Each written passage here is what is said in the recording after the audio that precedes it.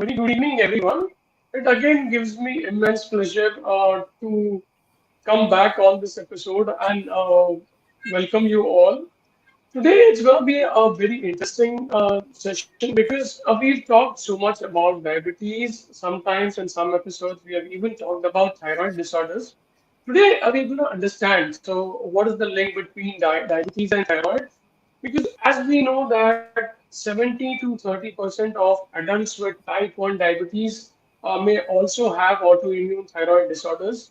So today we have an elite panel with us who are going to explain us what is the, I would say, if I had to say in a very simple term, the jugalbandi between diabetes and thyroids. So to start with, we have Dr. Yashpal, who is a consultant endocrinologist. He's the director from Harmony Heart Hub, Nashik. A very good evening, Yeah, Dr. Yashpal. yeah. Good evening. Uh, we have Dr. Aiswarya. She is the consultant endocrinologist, Origin Endocrine Center from Vijayawada. She's going to join us very shortly. And we have our senior colleague, Dr. Unnikrishnan. He's a senior consultant endocrinologist and CEO of Jalaram Diabetes Institute. And we all know him very, very well. A very senior clinician, a researcher, academician, and then if I had to name him, I would say the all-rounder. He's been bestowed with 9 awards in the last 9 years. That itself speaks volumes on the good clinical work what Dr. Unnikrishnan is doing. So without wasting much time, I will give it over to Dr. Unnikrishnan, who will take it from here. Over to you, sir. Thank you. Thank you. Thank you, Dr. Faraz Farishta. It's a pleasure being here and with our two colleagues, Dr. Yashpal Gogate, as well as Dr. Aiswarya Yalamanchi from Vijayawada, Dr. Yashpal from Nashik. So we know that thyroid diseases are very common. In fact, it was a paper by Professor Kuchupille who said that there are 42 million people with thyroid disorders in India, making it an endocrine disorder which is almost as common as, say, diabetes. Thyroid disorders are different from diabetes because thyroid diseases are not easily, or rather not amenable to lifestyle like diabetes is. Many thyroid diseases are difficult to diagnose, but once diagnosed, they are pretty easier to treat when compared to diabetes. Thyroid diseases are a prototype of endocrine disorders. Endocrine disorders are of three types. The gland makes a little more hormones. Sometimes the gland makes a little less hormones. And sometimes the glands grow into tumors. So thyroid disorders are also very similar. Sometimes the gland makes too much hormone, which is called hyperthyroidism. Uh, Sometimes the gland makes little less hormones, which are called hypothyroidism. Sometimes the glands may have tumors, which may be benign or malignant. In endocrinology, which is a science of hormones, the treatment paradigm is that the gland isn't making enough hormones. We either make the gland to make hormones or give the hormones. If the gland's making too much hormones, you suppress it. And if the glands has a tumor which is malignant or going to be malignant, you remove it. There, I've summarized endocrinology for you in just those few minutes. So hypothyroidism is the commonest thyroid diseases. Is the commonest among the thyroid diseases. Women are affected 2 to 3 fold times higher than men, and then come the other diseases. But before we go on to the other diseases, let's look at the commonest thyroid disease in the world, which is hypothyroidism. Let me ask my colleague Dr. Gogte, uh, what is hypothyroidism? What are the causes? And many people talk about curing hypothyroidism. What is your view on that? So, if you really want to put it in simple language, hypothyroidism means a underactive thyroid gland. So, there are two main divisions of this hypothyroidism. One is the primary hypothyroidism, where the defect actually lies in the thyroid gland itself, and the other part is the secondary hypothyroidism, where the defect probably lies in the pituitary gland itself. And if the a defect is in the pituitary gland, it's also called as secondary hypothyroidism. So in primary hypothyroidism, the common patients that we come across, or majority of the patients that we come across, are because of a disease, or we label it as Hashimoto's thyroiditis. Now, this itself is an autoimmune disease. Oh, so autoimmunity, in short, I think we will be discussing about it later on again in the questions. But putting autoimmunity in very simpler terms is something like where your body cells, they actually start attacking the thyroid gland, and they actually make the thyroid gland work less or become underactive, and that's the reason, which is the commonest reason. About other few causes are probably familial, and there are some drugs also rarely which cause hypothyroidism, but the commonest cause seems to be the autoimmune cause.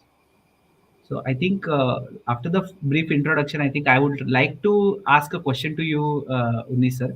So what do you think would be the symptoms that you associate with, say, hypothyroidism?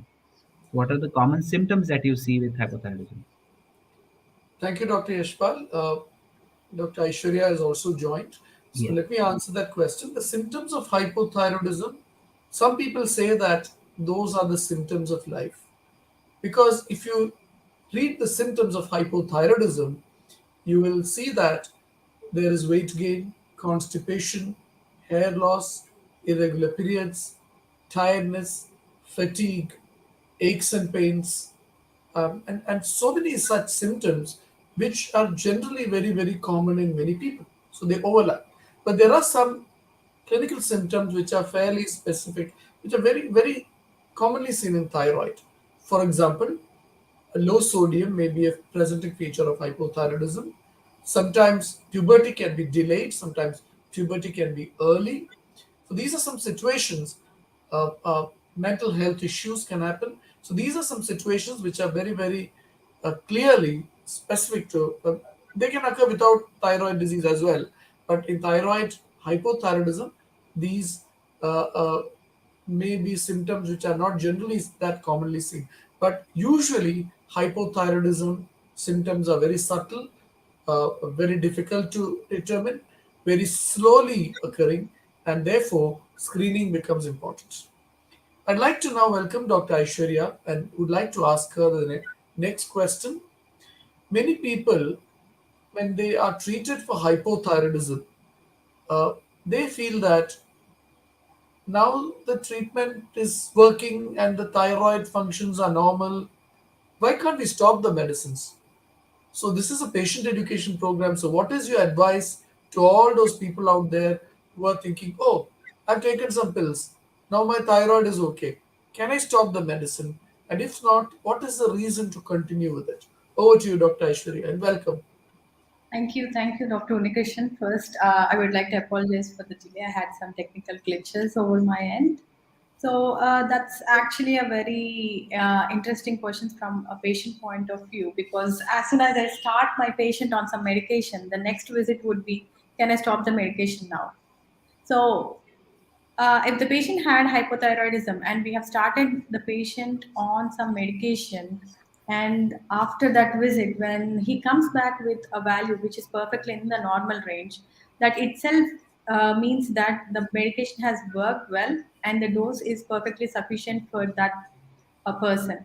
So it means that he still needs the medication. So hypothyroidism, I would say, it is a state where his thyroid or thyroid hormone is on the lower side, and we are giving the same or the similar structure of thyroid hormone from outside. So it is basically we are replacing the thyroid hormone what the patient is deficient of. So in such situations, when the patient is on the medication and the review results come back as perfectly in the normal range, we have to continue the medication, and we need to subsequently monitor the patient as well.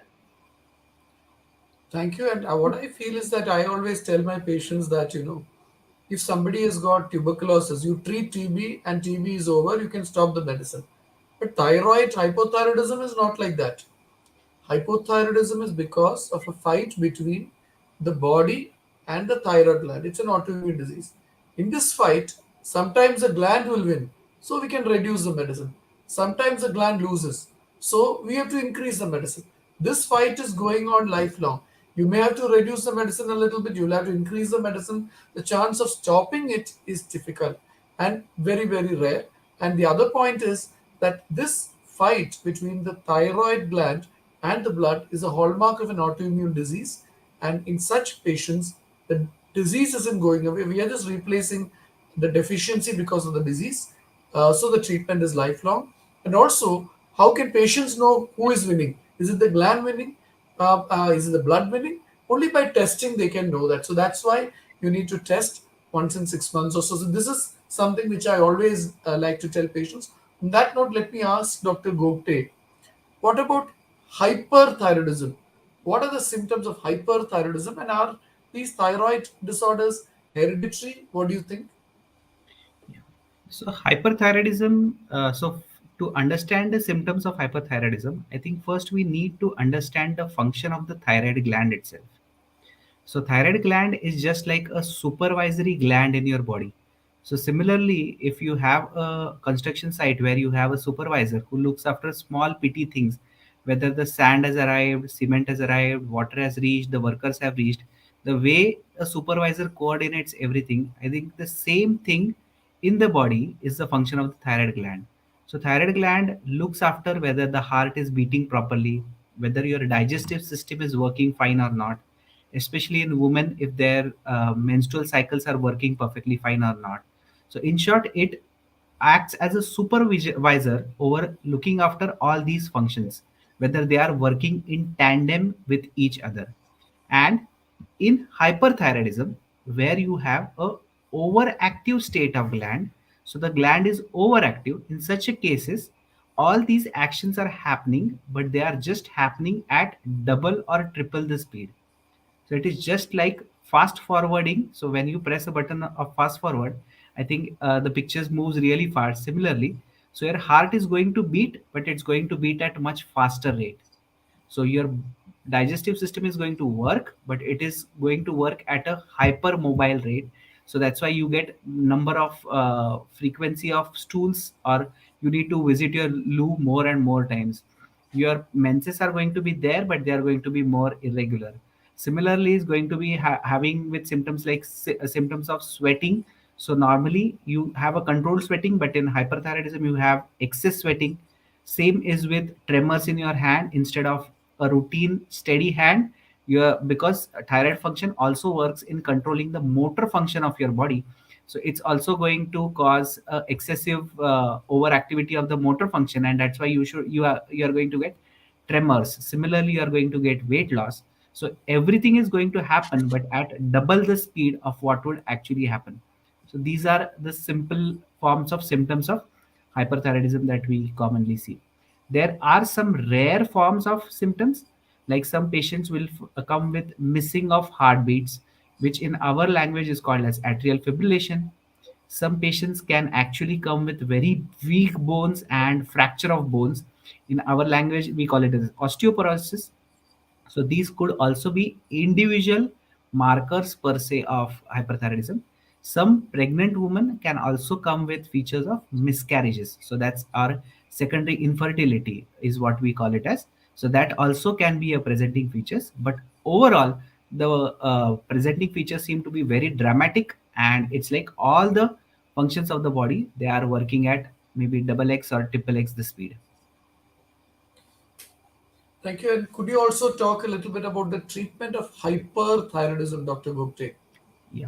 So hyperthyroidism itself is a disease where the gland seems to be overactive. Now, there is another condition in hyperthyroidism where you have, we call it as thyrotoxicosis, where you actually have the gland which has been destroyed, and there is a release of large amounts of hormone in the body, which actually causes it. So, in such patients, the treatment seems to be just symptomatic. So, if they have fever, we need to treat the fever. If they have pain, we need to treat the pain. If they have some symptoms, we need to give some beta blockers. But majority in hyperthyroid patients, we need drugs which we call as anti-thyroid drugs. So these anti-thyroid drugs, what they do is they overall reduce or tone down the function of the thyroid gland, and you need to take it for a while. In majority of patients, you either need to take it for an year and a half or maybe up to 2 years, and that's what majority of patients they respond to. So there are drugs that actually work and reduce the overactive thyroid gland function. In some certain group of patients, sometimes maybe a surgery or even a radiation therapy, which is called as radio iodine ablation, is can be advised, but that seems to be a rare condition, not a very common condition. Majority of patients, I think, can be very well be treated by giving routine drugs and also for a short duration of time. They don't need to take it forever.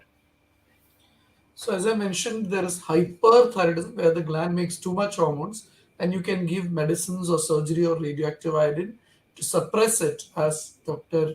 Yashpal Gogate very elegantly mentioned. The other disease is hypothyroidism, where the gland doesn't make hormones or is an underactive thyroid gland. Dr. Aishwarya Yalamanchi, could you tell the audience what is the treatment of hypothyroidism, and what are the precautions people can take about testing and follow up? So, could you summarize the treatment of hypothyroidism? Yes. So, as Sir has already mentioned, it is the underactive function of the thyroid gland where the thyroid is not able to produce the sufficient amount of thyroxine hormone for the body. So, when thyroid is acting less than what it is required, the treatment for it would be if, supplementing the person with the thyroxine supplementation, which is actually similar to the structure of the thyroxine hormone, which is produced in the body. So we usually start based on the body weight or start with a lower dose and go on up titrating or down titrating depending on his blood workup for the thyroid function test. So when usually the thyroxine supplementation does not have any side effects, it is well tolerated by almost all patients, whether they have any other comorbid conditions or not. One thing to be cautious or kept in mind is that this tablet should be taken on empty stomach every day in the morning and to be taken regularly. And soon after taking the tablet, it is best advised to give a gap of at least half an hour to 45 minutes to give the tablet ample amount of time to get it absorbed into the body completely.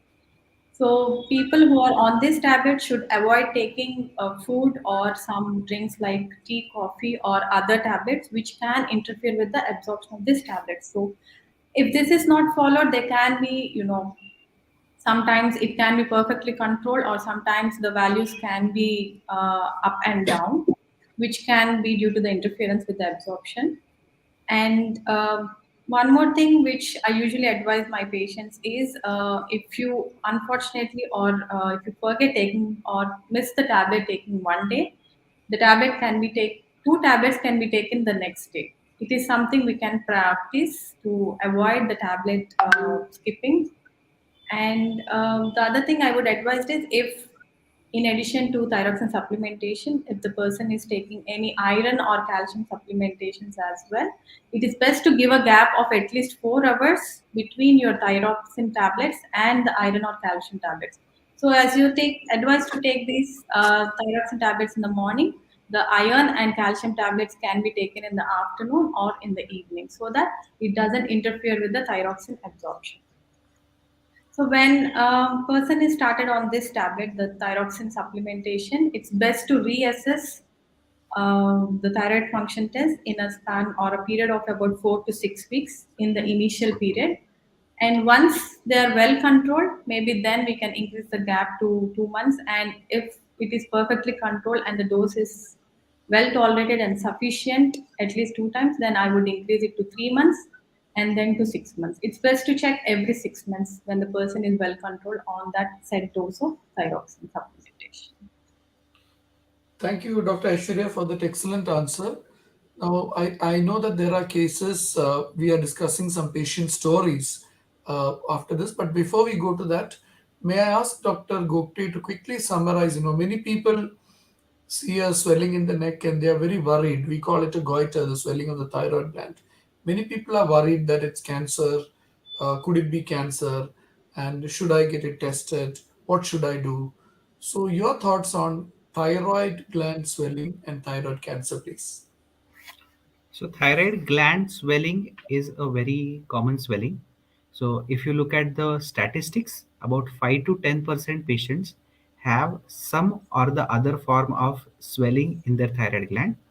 Although in majority of the patients, the swelling actually is not noticeable. It is actually noticeable when you do actually do a sonography of that thyroid gland. But in few group of patients, it is very well visible. It can be seen even from outside. So, and any sort of swelling in the thyroid gland is always thought of or taken to be by the patient. It is thought of that it swelling is there. That means it is definitely a cancer.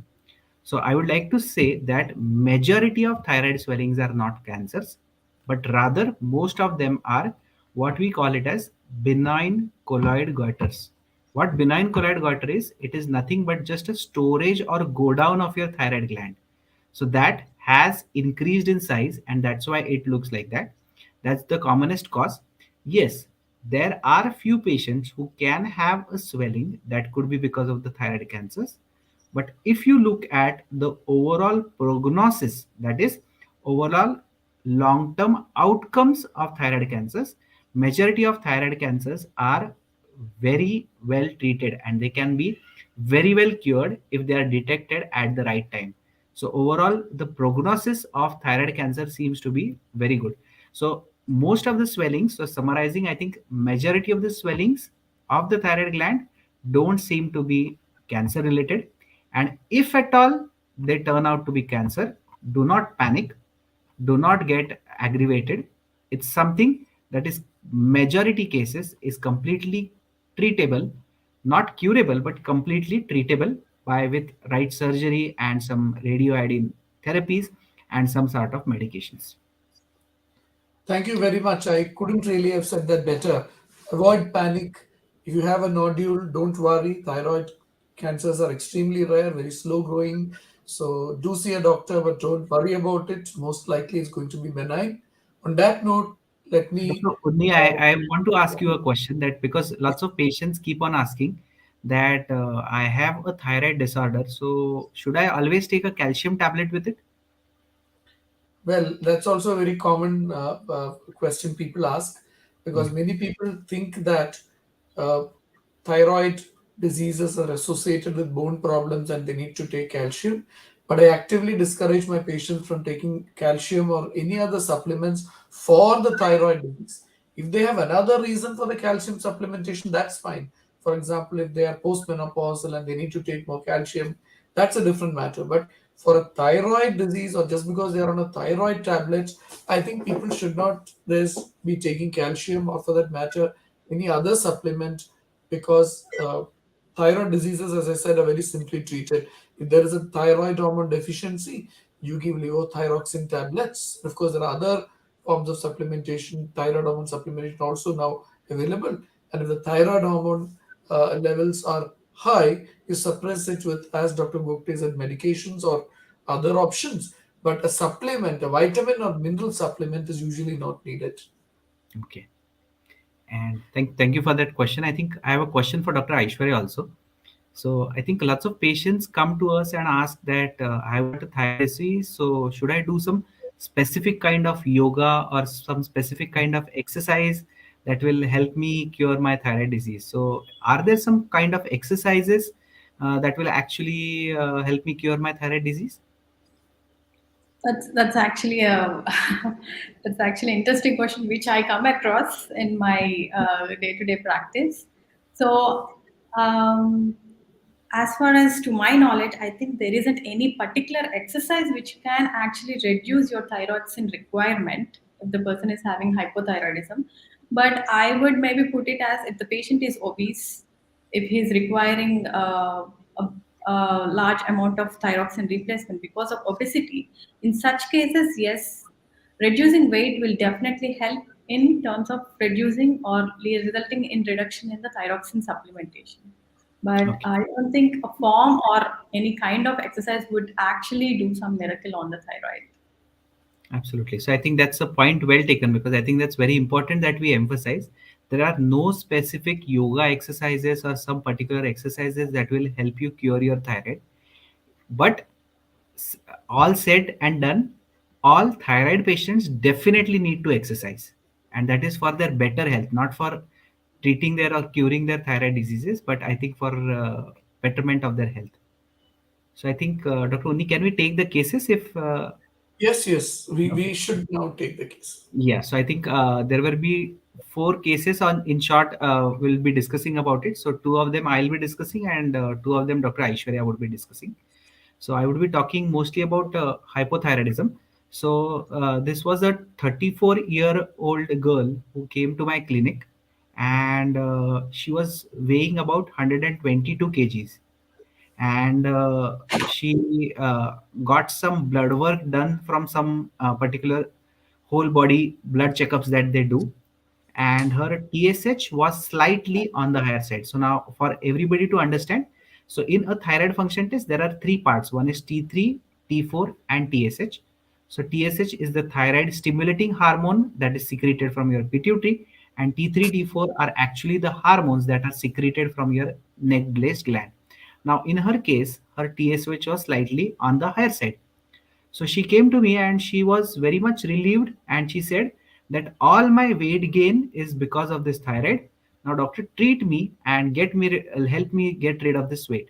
So, do you think that her thought process was right, or was there some misunderstanding that she was having? So, I would like to first ask Dr. Unni, and then I would like to ask Dr. Aishwarya. So, if I got it right, this is a young lady with weight gain and who's got a slightly high TSH and is attributing the hypothyroidism as a cause of the weight gain. Absolutely, yes. So, this is, I think, thank you for this case because this is a case which very common in the public. First of all, uh, hypothyroidism results in weight gain, but the weight gain is only about 2 or 3 kilos at the most. Second, in mild forms of hypothyroidism, where in mild forms of hypothyroidism, uh, when there is a weight gain, that weight gain is not because of the thyroid. The body adapts to the weight gain by producing more TSH, and that is because the brain decides to make a little more TSH to stimulate the thyroid gland to see if something can be sorted out. So it is a response to obesity. So people who have obesity and hypothyroidism, especially mild hypothyroidism or subclinical hypothyroidism, uh, please don't attribute that obesity to be caused by hypothyroidism, and giving thyroxine will not really result in much weight loss. Having said that, if you follow lifestyle measures and control your thyroid, the chance of a better outcome, there is a chance of a better outcome. I think Dr. Aishwarya, your thoughts on the case?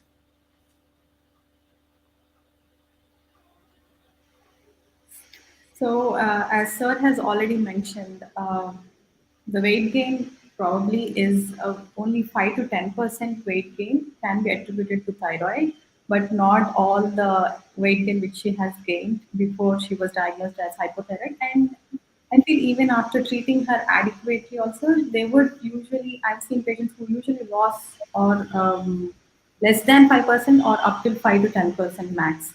So the rest of the weight gain is cannot be blamed on the thyroid alone, and taking all the necessary precautions or making lifestyle changes would actually help her in maintaining her or getting back to her ideal weight and improving her metabolic condition.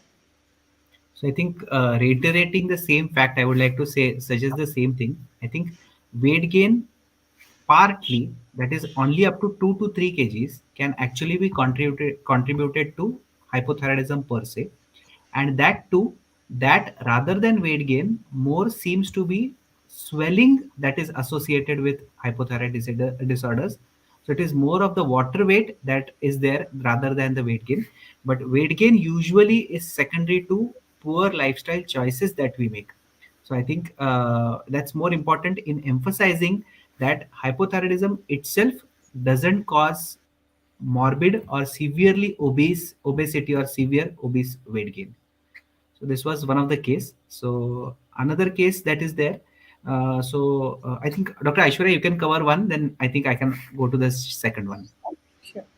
So there was a pleasant lady in my office the other day who is around 38 years old. So she's been already diagnosed with diabetes, and she's already on metformin and some other OAD, oral anti-diabetic medication. And she came with complaints of feeling weak, lethargic, and weight gain. So when we did the blood workup, her diabetic control was fairly satisfactory, not bad. It was all right, but it is not actually attributing a lot to her symptoms. So then I suggested her to get a thyroid blood workup done. But then she said, I have only diabetes, but I can't have hypothyroidism, and none of the members in the family have hypothyroidism. But I still went ahead and got the thyroid results done, and her TSH was elevated at a level of about 15, and T3 and T4 were in the range. So, Dr. Unnikrishnan sir, so what do you think? Would they go hand in hand, or is it like other coexisting condition, or how do we take this case? So if you look at diabetes and thyroid, I think the two diseases you're talking about are diabetes and hypothyroidism, isn't it? Yes. So, type 1 diabetes, which is a rare form of diabetes, which is seen in children, and it is can be because of an autoimmune disease where the autoimmune attacks the pancreatic cells which don't make insulin. So these children don't have insulin, and they get diabetes. That form of diabetes called type 1 diabetes, about 25 to 30% of them have thyroid gland failure. However, the common variety of type diabetes, type 2 diabetes, which is the vast majority of people with type diabetes in the world, both type 2 diabetes is common and hypothyroidism is common. So these may not be causally related, but may be a finding of chance because these two are very common. Moreover, there are some overlapping features of both hypothyroidism and type 2 diabetes. For example, weight gain, central obesity, high cholesterol levels, high blood pressure, cardiovascular risk. These are seen in both hypothyroidism and type 2 diabetes. But the finding is likely to be a chance finding. Now, this lady, whom you've done the test and you found that the TSH was 15, isn't it, Dr. Aishwarya? Yes, yes, Yes. sir. So, this is very typical because in the landmark Wickham study, which was one of the old studies of hypothyroidism done in the UK, I have heard that many people used to say that when they did the test, it was a screening of the population in that study. So they just took population of general people and just tested everybody for thyroid. Many people had abnormal thyroid function, very high TSH levels. They said, "Oh, I don't have any problem. You just tested me and found this." But when they took the thyroxine hormone, after 2 to 3 months, they felt much better. And then they could say, "Oh, I never even knew that I had this problem. Now that I've taken the medicine, I'm feeling much better." So this is a prototype, very typical of thyroid diseases, especially hypothyroidism, that people don't, because it's so slow, people may not even realize that they have got this problem. But once they take the treatment, they start feeling much better. So in this case, which you've discussed, the TSH, as Dr. Yashpal very correctly mentioned, that a high TSH means that the thyroid hormone level is low. So a TSH of more than 10 means that we usually treat most of these patients. So this is a patient requiring treatment. Of course, you could always retest, but requiring treatment. Hope that answers your question, Dr. Aishwarya. Yes, yes, sir. So, Dr. Yashpal, I want to ask another question to you regarding to the same case.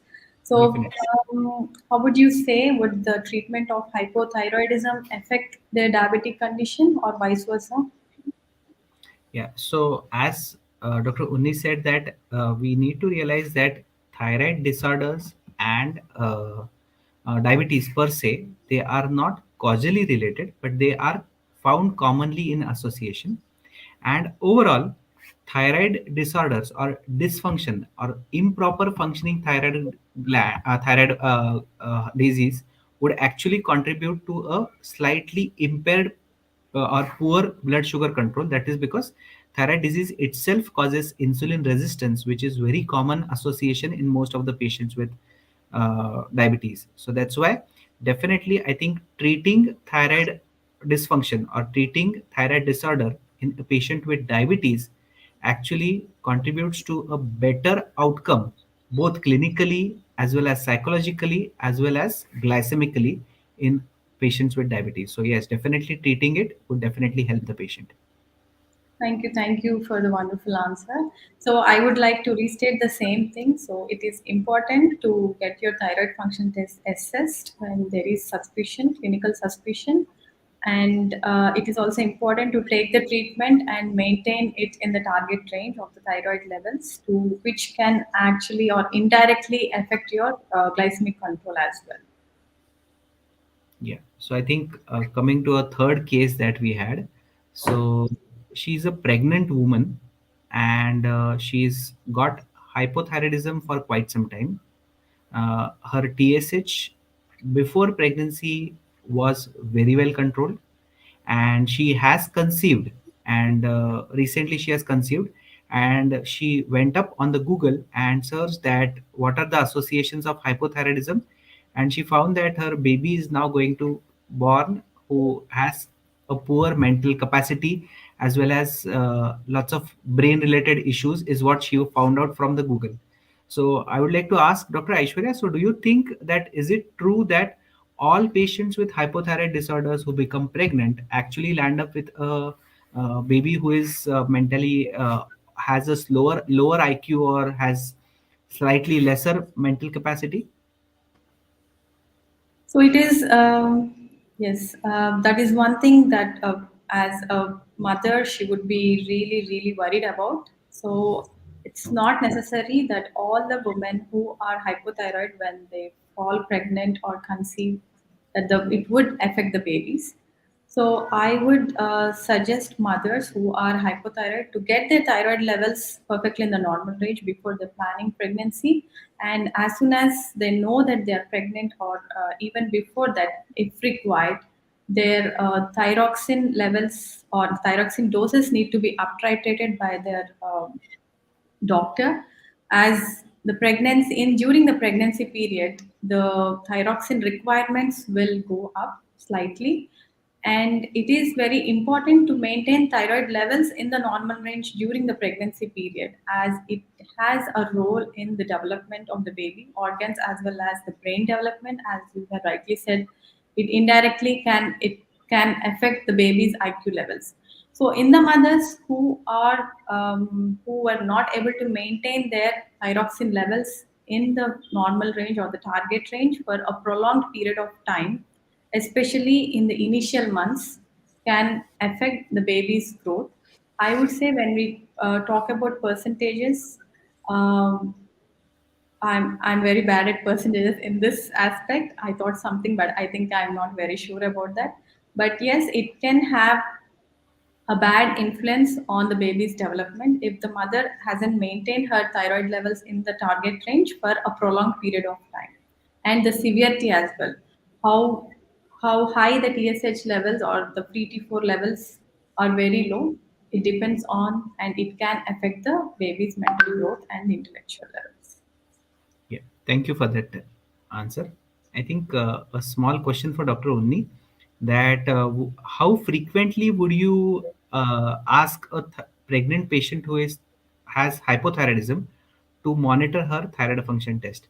Will it be advisable to monitor it maybe at a monthly level, twice monthly, or maybe every 15 days? What should be the ideal frequency?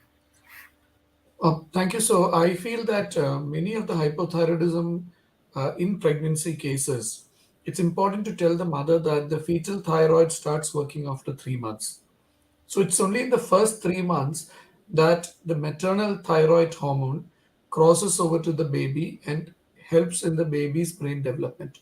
After the first 3 months, the baby's brain development is taken care of, can be taken care of by the baby's own thyroid gland, which may be making hormones. So, given that situation, the first 3 months, I like to monitor very, very carefully, more frequently.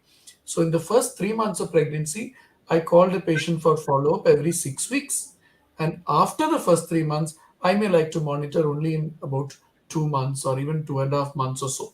But the first 3 months are very critical, and that's the time when you need to monitor more frequently. So, roughly for patients, as long as they monitor their thyroid functions every 6 weeks to 8 weeks during pregnancy, they are safe. I think summarizing the important aspects of the case. So, all hypothyroid mothers with pregnancy who have controlled thyroid disorders don't land up with mentally ill babies. Yes. I myself is an example. My mother was hypothyroid when I was born, so I at least I that I know I don't have a low IQ. So it is not necessary that you In need fact, you have a high IQ. yeah so so that it is not necessary that that happens, so stop googling and stop thinking about it. But in particular, I would like to reiterate that it is important that you keep on checking your thyroid function test, and you need to keep your thyroid functions well under control for a better pregnancy related outcomes. I think a small last case by Dr. Aishwarya, and I think then we can probably hand it over to Dr. Faraz. Yes, so there was another young woman, lady, who was just 24 years old, who walked into my office and she said she felt something swelling in front of her neck.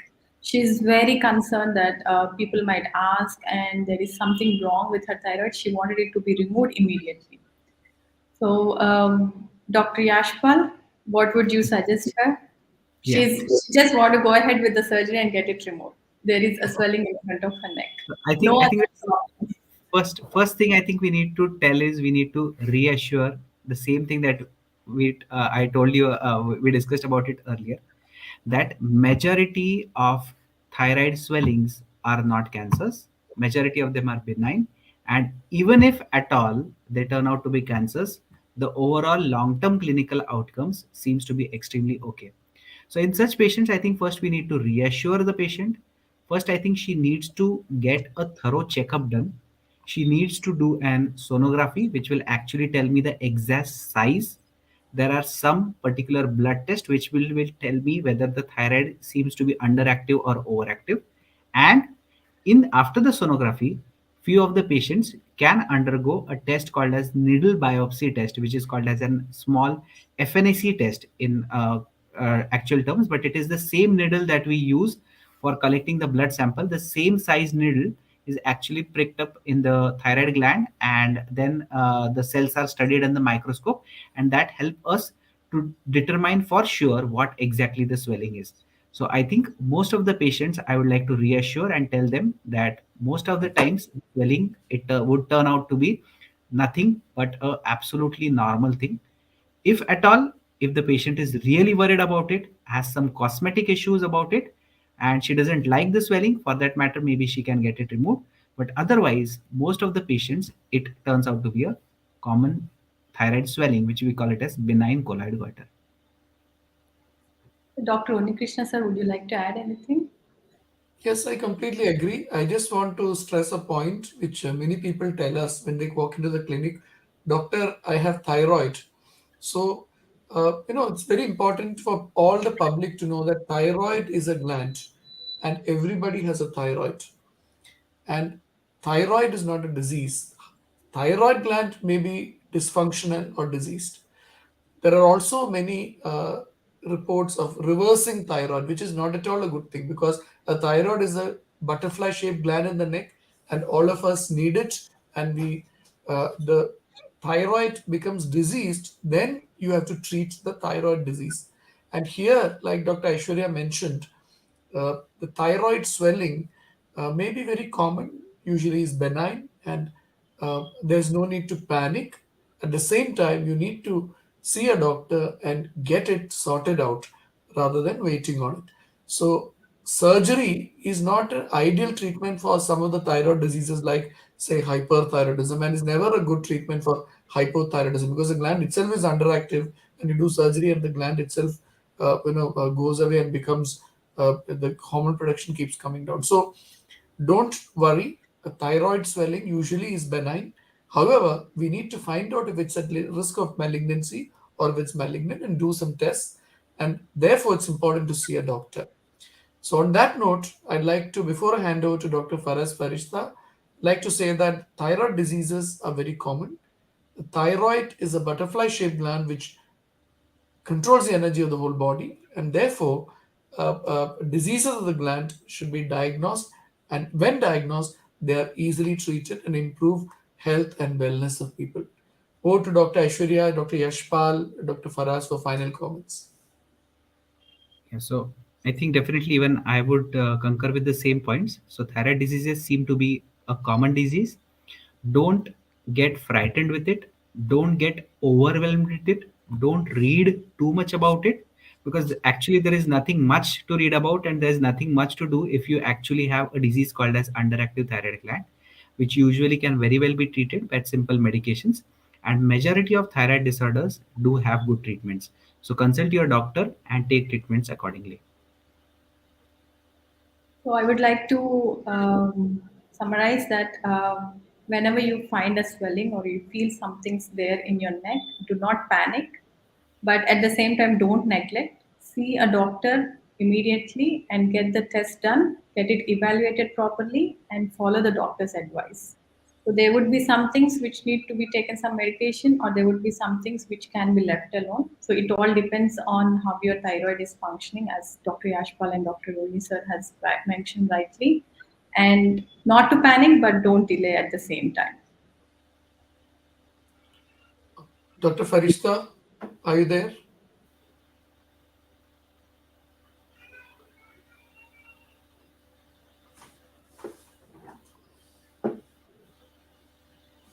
Let's just wait a moment for Dr. Yeah, Farishta. yeah, I think we'll meet for a moment.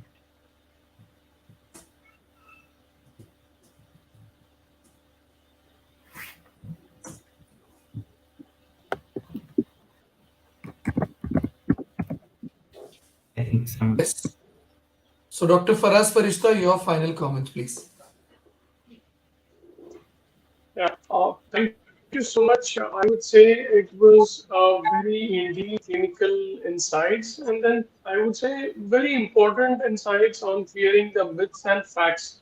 Especially, I love the way you started to explain endocrinology. I think that was very good. And then the two case discussions by both of the other panelists, Dr. Aishwarya and Dr. Yashpal. And then I think it was very important for I think general people to understand that, as you rightly said, people come to us and say, "I have thyroid," and or Dr. Yashpal said that, or Aishwarya said that most of the time we see patients coming to us with a lump in the neck, and then the immediate stigma, I would say, is to get rid out of it. So thank you so much to all of you for clearing all that doubts, which I think most of the patients have. I think that is what was needed. So before we end, I would again, once again, like to thank Dr. Aishwarya for a very well good case discussion, Dr. Yashpal for sharing his very clinical insights, and then thanks to you, Dr. Oni, for discussing the cases very well, giving the clinical insights and moderating the session so well. And thanks to our audience as well for joining us. So thank you and hope to see you all soon next week. Thank you. Thank you. Thank you. Thank you all. Bye Yeah. bye. Thank you.